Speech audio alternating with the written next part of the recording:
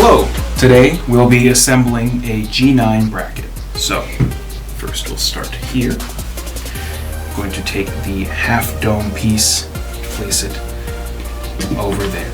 So, once that's through, you can take this bolted piece here and place it through there. It should fit snugly into the hex hole, and then once you have that, you can take the spring and the washer and close that out with a nut.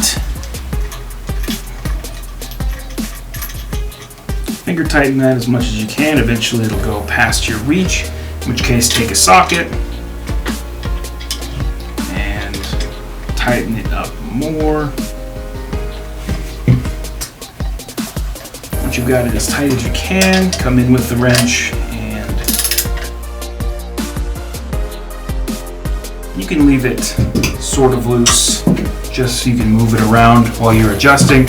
And then once you've got it figured out exactly where you want to go, just come back through with the socket wrench and tighten it up the rest of it. Once you have that, you can take the piece here, and you'll notice that it's got three lines in it, and you'll notice that'll match the base of this disc piece here, so you can cover that up and line that up, and then you'll see the ridges available here correspond with those, so you can place that there. Once you have that, take your other spring, your other washer, and use the socket bolt here that you will tighten up with an Allen wrench.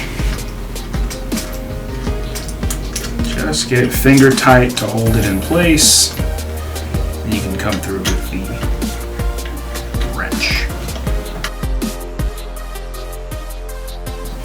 Okay, once that's decently tight enough, you come here and you can place this there and take the longest bolt and finger tighten that so you get it just big enough to go around the bar. Once it goes around the bar, you can come in with the Allen wrench and tighten it up as much as it needs to go so that it clamps firmly on the bar. Now, you might need to adjust it and make changes. You can come in with the Allen wrench here and make this looser.